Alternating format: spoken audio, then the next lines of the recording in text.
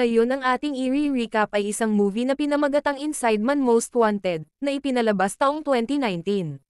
Ngunit bago ang lahat, please subscribe and click the notification bell upang ma-notify kayo sa aking mga paparating na uploads. Nagsimula ang pelikula sa isang gang na nagpapanggap bilang mga tagalinis, at pumasok sila sa isang bangko kung saan matatagpuan ang gold reserves ng US. Pagpasok nila sa bangko, pumunta ang isang grupo sa control room, at kinoryente ang mga bantay. Inalis nila sa saksakan ang mga security camera, at binuksan ang fire alarm para makalabas ang mga tao sa bangko. Pagkaraang makalabas ng maraming tao sa bangko, inilabas ng mga miyembro ng gang ang kanilang mga armas at sinimulan ang pagnanakaw. Maliban sa mga tao na nakalabas sa bangko, ang ilan ay naiwan at nabihag. Kinuha nila ang kanilang mga telepono, at saka binigyan sila ng mga damit na parang sa mga gang. Ang leader ng gang ay isang babae na nagngangalang Ariela.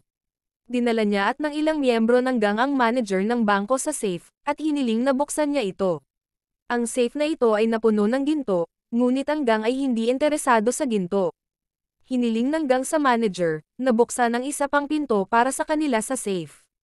Pumasok sila sa isang maliit na silid, at nakita sa loob nito ang isang kulungang bakal na maraming kahon sa loob. Nagulat ang manager ng bangko sa presensya ng kahon na ito.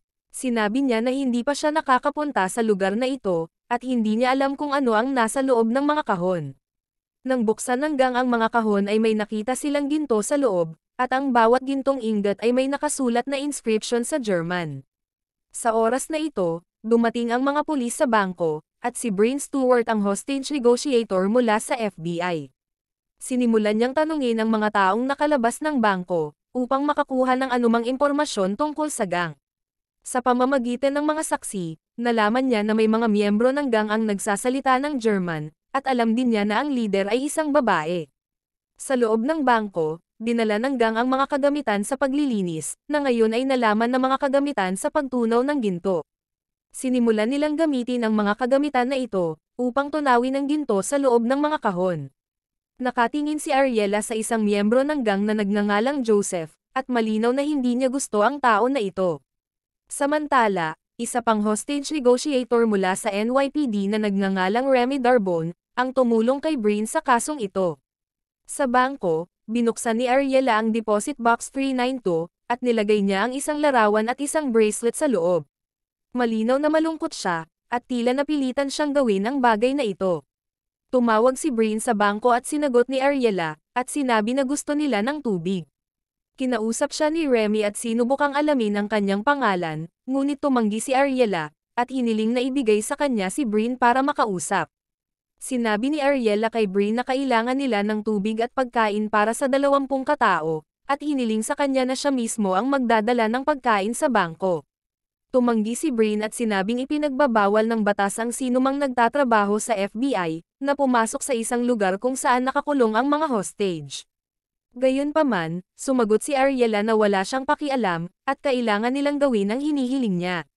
Hiniling din niya sa kanila na magkaroon ng 2 armored car, at dalhin ito sa harap ng bangko sa alas 12 ng gabi.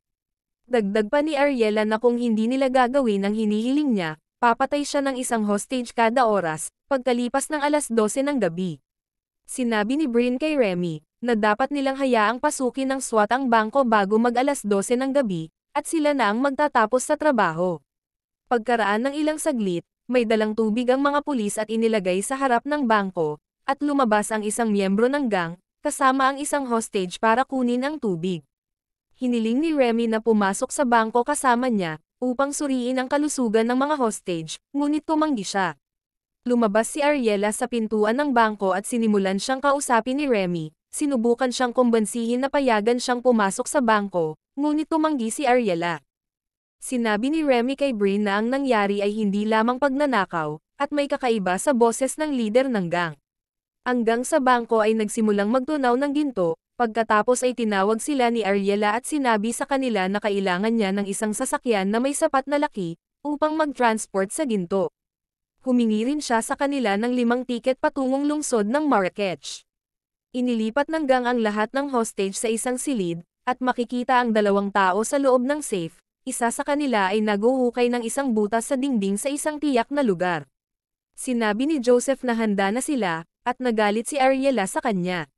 Samantala, si Remy ay nagdala ng pagkain sa gang. Lumabas si Ariela at kinausap siya ni Remy, sinabi sa kanya na sa tingin niya ay napipilitin siya sa kanyang ginagawa. Sumagot si Ariela na walang gustong narito at ang lahat ay mahirap at komplikado, pagkatapos ay pumasok na siya sa bangko. Ang iba pang miyembro ng gang ay tinutunaw ang ginto at ginagawa itong cylindrical sticks. Pagsapit ng alas 12 ng gabi, dinala ng pulis ang dalawang armored car sa harap ng bangko. Tinawagan ni Breen si Ariela at sinabing nagawa na nila ang kanyang hiling. Bilang resulta, hiniling din ni Breen na gumawa si Ariela ng isang bagay para sa kanila bilang kapalit, at kung maaari nilang suriin ang mga hostage. Sinabi ni Ariela na maaari siyang pumunta at suriin ang mga hostage. Sinabi ni Breen na hindi siya makakapunta at magpapadala siya ng iba para tingnan ang mga hostage, ngunit tumanggi si Ariela. Sa oras na ito, sinubukan ng isang miyembro ng gang na magnakaw ng mga gintong bar para sa kanyang sarili, ngunit pinatay siya ni Joseph. Narinig ni Breen ang putok ng baril sa telepono at natakot siya at nag-alala, dahil akala niya ay papatayin ng gang ang mga hostage. Dahil dito, nagpa siya si Breen na pumasok sa bangko mismo. Alam ni Ariela na pinatay ni Joseph ang isang miyembro ng gang at galit na galit siya sa ginawa nito, ngunit malinaw na wala siyang magagawa. Sinabi ni Ariela kay Joseph na inutusan siya nitong planuhin ang operasyon at ginawa niya, kaya hiniling niya kay Joseph na manatili sa plano at gawin ang sinasabi niya. Hindi pinansin ni Joseph si Ariela at hindi na ito tumugon.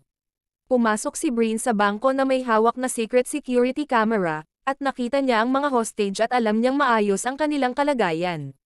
Inutusan ng gang na magbihis si Breen tulad ng sa kanila, at isama sa mga hostage. Sinabi ni Breen kay Ariela na mali ang kanyang ginagawa, at sinabing matutulungan niya ito.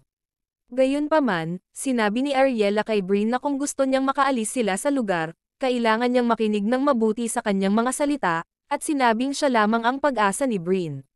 Tinanong ni Breen si Ariela kung bakit nasabi nito, na siya lang ang kanyang pag-asa.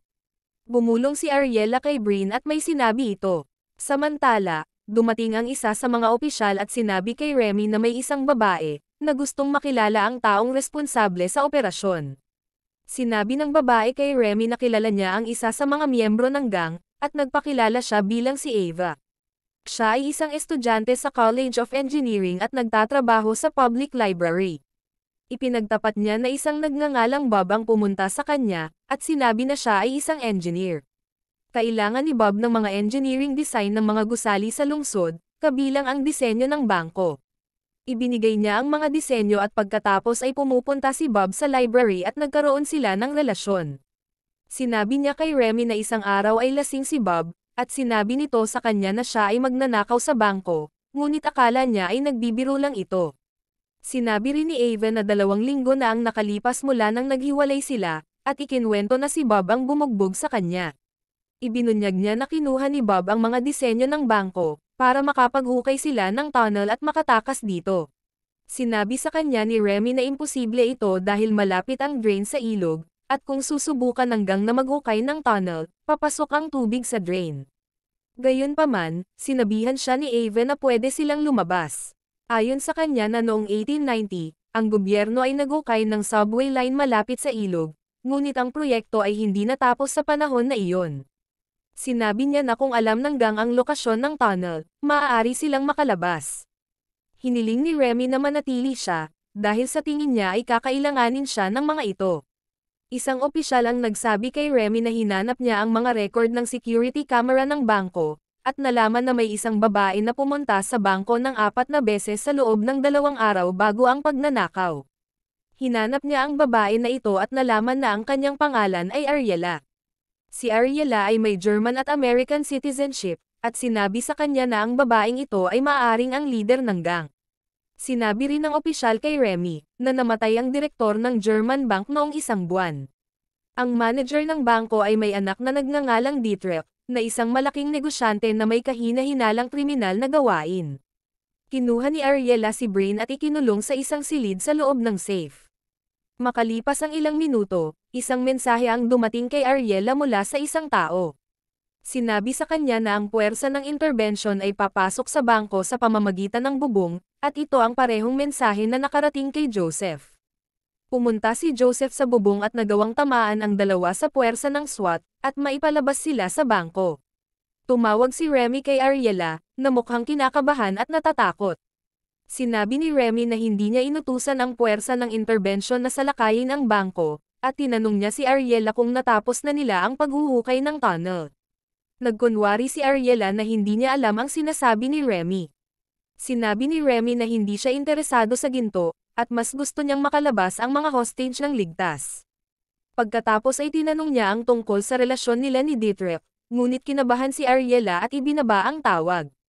Nag-flashback ang eksena sa isang araw na nasa bahay ni Ariela, nang biglang may isang grupo ng mga lalaki ang umatake sa kanila, kasama na si Joseph at kinidnap ang kanyang kapatid. Si Joseph at ang mga taong kasama niya ay nagtatrabaho para kay Dietrich. Sinabihan nila si Ariela na planuhin ang bank robbery at bilang kapalit, palalayain nila ang kanyang kapatid.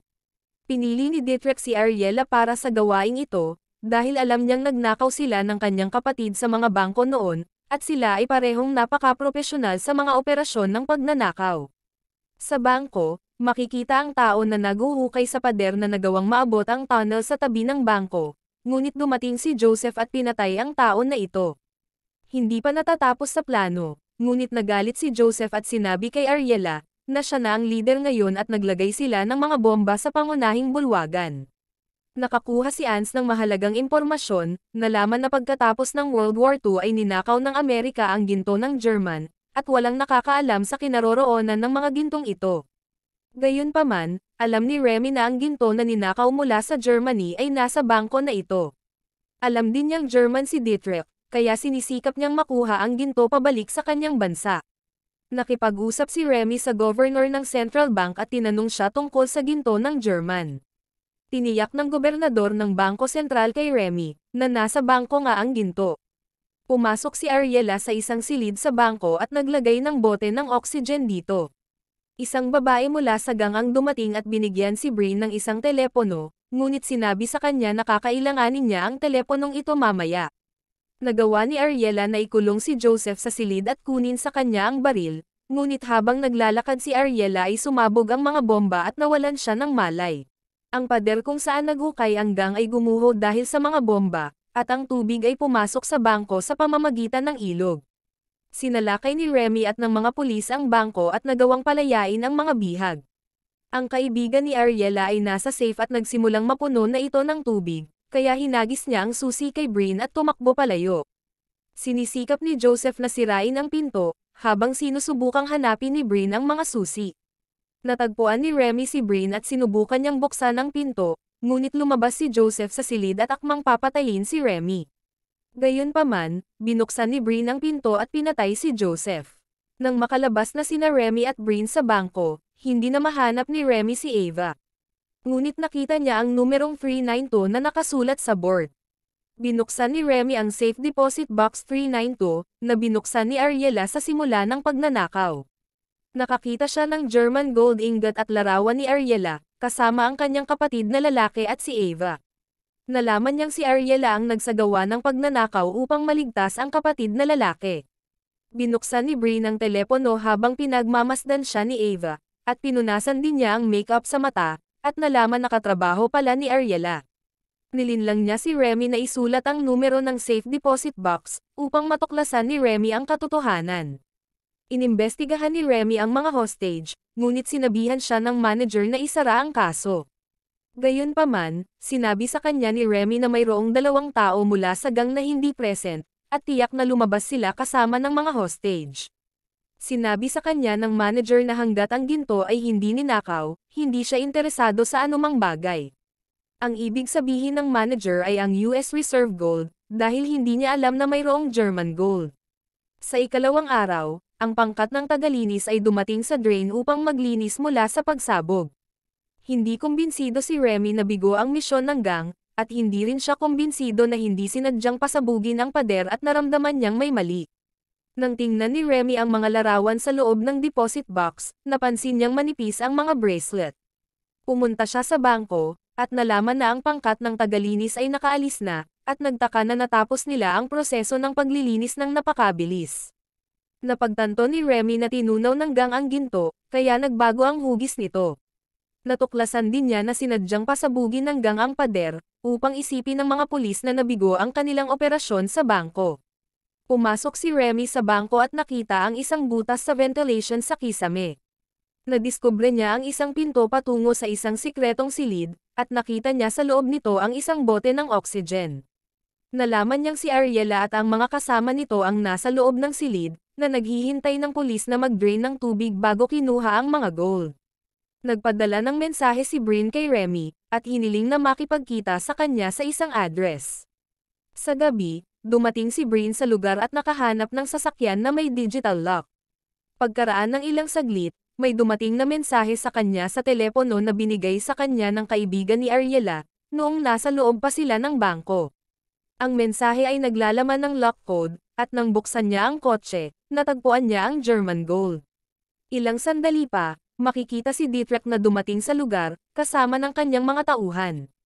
Sinabi ni Brin kay Dietrich na namatay si Ariela sa pagsabog, at hiniling na palayain ang kapatid ni Ariela. Naniwala si Brin na namatay si Ariela sa pagsabog, at hindi niya alam ang tungkol sa sikretong silid. Nagpadala ng mensahe si Dietrich sa kanyang mga tauhan, ngunit dumating si Remy kasama ang mga pulis at inaresto nila ang gang. Sinabi ni Brin kay Remy na nagkasundo sila ni Ariela, nahuhulihin nila si Dietrich pagkatapos niyang palayain ang kapatid ni Ariela. Dagdag pa ni Brin, sinabi sa kanya ni Ariela ang lahat, at sinabi na kung mamatay siya, ipapadala ng kaibigan niya ang ginto sa lugar na ito. Sinabi ni Brin kay Remy na patay na si Ariela, at ang kapatid nito. Gayunpaman, ipinagtapat ni Remy na hindi papatay si Ariela, dahil sa kanyang natuklasan sa loob ng bangko. Ang sumunod na eksena ay sa Germany, bago ang oras na nagpadala si Dietrich ng message sa kanyang mga tauhan. Si Ariela ay nasa Germany at nakarating sa lugar, kung saan kinidnap ang kanyang kapatid at nagawa niya itong iligtas. At dito nagtapos ang kwento. Hanggang sa muli, maraming salamat sa panonood.